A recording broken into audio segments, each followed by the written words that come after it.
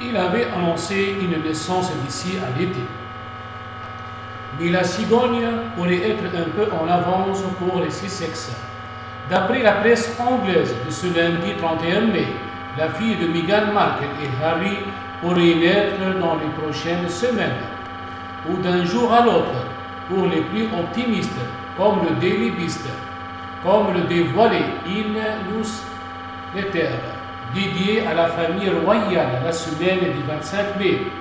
La petite sœur d'Archie pourrait défier le calendrier, relançant les interrogations sur la date de l'accouchement.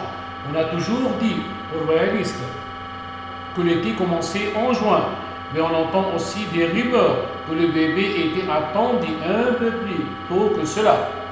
Ce qui nous pousse à penser que la réponse est d'un jour à l'autre à présent.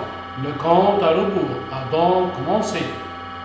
L'annonce de cette seconde grossesse des Sussex avait été vers le jour de la Saint-Valentin et le couple avait précisé quelques semaines plus tard que cet enfant serait une petite fille. Cette grossesse avait empêché la jeune femme de 39 ans d'accompagner son époux aux obsèques du prince Philippe le 17 avril. Les médecins avaient en effet déconseillé à Meghan Markle de prendre l'avion pour préserver l'enfant à naître. L'ex-actrice avait déjà subi une fausse couche en juillet 2020 et le couple se ment depuis le début de cette seconde grossesse. Très prudent.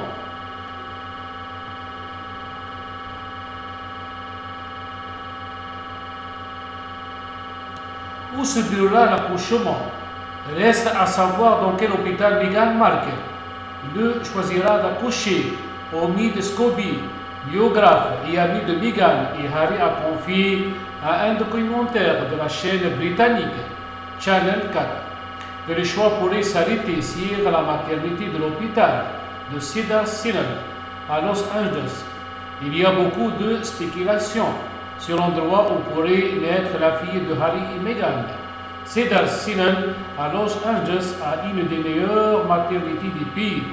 Le dispositif auquel fait référence Omid Scobie a déjà été testé par no moins que Kim Kardashian, Beyoncé ou Victoria Beckham et coûterait la modique somme d'environ 3200 € par nuit. L'enfant serait ainsi la première parmi les arrière-petits-enfants de la reine Elisabeth II à ne pas naître sur le sol d'Albion.